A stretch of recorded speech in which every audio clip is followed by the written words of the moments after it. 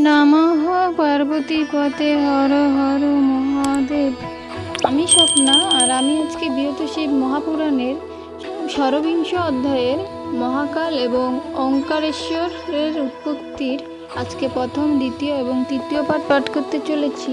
তো তোমরা সকলে চলে এসো বিয়তশিব মহাপুরাণের মধুরবাণী শ্রবণ করতে। আজকের শ্লোকটি হলো শিব রক্ষাম করতদ্য নানথা শরণম শিবাত ইতি সয়র্যম সমস্থায় পূজান্ত পার্থিবস্য চ। শ্লোকটির অনুবাদ হলো, সুতবরে জিজ্ঞাসেন ঋষিগণ যত, ব্যাসের প্রসাদে তুমি সব অবগত। জ্যোতির্লিঙ্গ উপাখ্যান করিনু শ্রবণ, কিন্তু চিত্রে তৃপ্ত নাহি হইনু তেমন। অতএব সেই মহা জ্যোতির্লিঙ্গ কথা সবিস্তারে পুনরায় বলিবে সর্বথা। সুত কহে, আপনাদিগের সঙ্গ পেয়ে ধন্য আমি, কৃতপুণ্য হলাম হৃদয়ে। পাপানাশী কথা আমি করিব বর্ণন, সমাহিত চিত্র করি করহ শ্রবণ। অবন্তী নামেতে এক নগর বিখ্যাত, ক্ষিপ্রা নদী তার প্রান্তে হয় প্রবাহিত। আহিতাগ্নি নামে এক ধার্মিক সুমতি, দ্বিজবর সেই স্থানে করিত বসতি। বেদ অধ্যয়ন তিনি করিতেন নিত্য, বেদোক্ত সকল কর্ম করেন সতত। তাহার অগাধ শ্রদ্ধা মহেশ্বর প্রতি, শিব পূজা করিতেন হয়ে শুদ্ধমতি।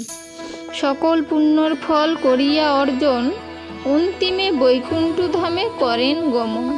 তখন তাহার ছিল চারিটি তনয়, পিতার মতন তারা ধার্মিক নিশ্চয়। দেবপ্রিয় প্রিয় মেদ সুব্রত, সকলেই ধর্মবাদী অন্তর পবিত্র। তাহাদের পুণ্য বলে সমগ্র জগৎ, সুখ শান্তি ক্রমে ক্রমে হইল বর্ধিত। এমন সময় সেই অবন্তী নগরে যে ঘটনা ঘটিল তা কহিব বিস্তারে। দূষণ নামেতে এক দানব দুর্মতি, রত্নমাল গিরিতলে করিত বসতি। ব্রহ্মার বরেতে সেই হয়ে বলিয়ান, এই জগৎকে সদা করে তুচ্ছ জ্ঞান। বড় ধর্মদেশী ছিল সেই দুরাচার, কোনো কিছু না মানিত আচার বিচার। বেদ পরায়ণ যারা ছিলেন তখন, সেই দৈত্য তাহাদের করিল পীড়ন। তাহার ভয়েতে ভীত হয়ে সর্বজন, বেদ ধর্ম পরিত্যাগ করিল তখন। অরণ্য বা তীর্থস্থানে যত ধর্ম ছিল, সমুদয় দৈত্য দ্বারা বিনষ্ট হইল। বড় পুণ্যময় দেশ অবন্তী নগর, সেই দুরাত্মার তাহা হইল গোচর। বহু সৈন্য পরিবৃত হইয়া তখন, অবন্তী নগরে দৈত্য করিল গমন। সৈন্যগণে সর্বদিকে প্রেরণ করিয়া, দূষণ রহিল তথা সুখেতে বসিয়া। মনে মনে চিন্তা করে দেবগণ যত, আর রাজগণ মম হইল বশীভূত। তাহলে অবন্তীবাসী যত দ্বিজগণ অবশ্য আমার বাক্য করিবে পালন। দৈত্যদের আগমনে অবন্তী নগর, প্রলয় কালের রূপ ধরিল সত্তর। সৈন্যগণ গিয়া দ্বিজগণের নিকটে, দূষণের সব কথা কহে অকপটে। দৈত্যদের কথা শুনি দ্বিজবরগণ, কোনরূপ দুঃখিত না হলেন তখন।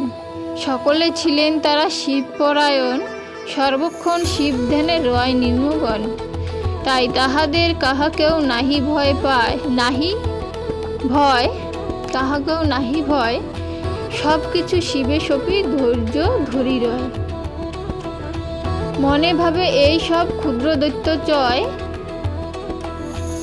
শিবের নিকটে সদা তুচ্ছ অতিশ হয়। সারা দেশে ছড়াইল দৈত্যশূন্যগণ, নানাভাবে প্রজাগণে করিল পীড়ন। দূষণের ভয়ে ভীত সে দেশের রাজা, তাহলে কোথায় যাবে শান্ত সব প্রজা। তখন চলিল দ্বিজগণের নিকটে, সবিনয়ে নিবেদন করে করকুটি।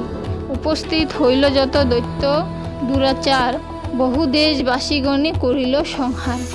এক্ষণে কর্তব্য কিবা বুঝিতে না পারি, উপদেশ দেন এবে নইলে প্রাণে মরি। তাদের বচন শুনি কহে দ্বিজগণ, ভয়াবহ শত্রুগণে করিতে দমন। সৈন্যবল অস্ত্রশস্ত্র কিছুই তো নাই, একমাত্র মহেশ্বর আছেন সদাই। একমাত্র রক্ষাকর্তা হন পঞ্চানন, ইনি তুষ্ট হলে কিছু নাই প্রয়োজন। তবে সর্বজন করে শিবের পূজন, নিরন্তর তার পদে লইল শরণ। তখন দূষণ দৈত্য আসিয়া তথায়, নানাভাবে উৎপীড়ন করিল সদায়। এমন সময় সেই পূজার স্থানেতে এক শব্দযুক্ত গর্ত হইল আচম্বিতে। দিনের এমন দুরবস্থা দর্শনে মহাকাল প্রাদুর্ভূত হইল সেই ক্ষণে। আজকে বৃহৎশিব মহাপুরাণের ষড়বিংশ অধ্যায়ের আজকে প্রথম, দ্বিতীয়, তৃতীয় পাঠ এখানেই সমাপ্ত হলো। আর 3টে পাঠ আছে, 3টে পাঠের প্রথম পাঠ করলে ষড়বিংশ অধ্যায় সমাপ্ত হয়ে যাবে। তো তোমরা সকলেই প্রথম থেকে শেষ অবধি ষড়বিংশ অধ্যায়ের শিবপুরাণের এই মধুর বাণী শ্রবণ করার চেষ্টা করবে বা শিবপুরাণ পাঠ করার চেষ্টা করবে। তো আজকে আমি এখানেই সমাপ্ত করছি। সকলে ভালো থাকবে। ধন্যবাদ।